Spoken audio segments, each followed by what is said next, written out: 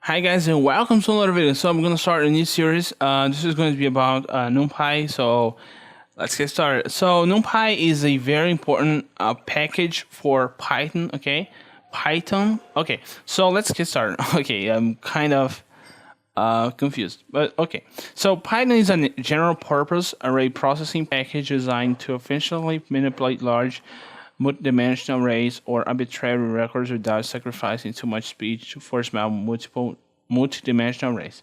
So basically, actually NumPy is a Python library to work with matrices. Okay, so if you need to work with machine learning, Python is a must have library without a doubt. Okay, so you pretty much need this library to make to create input pipelines to your project. So that's the reason why I'm creating this playlist to help you out understand a little bit of NumPy. Okay, so this is the first video. I hope you enjoy it, and see you guys next time.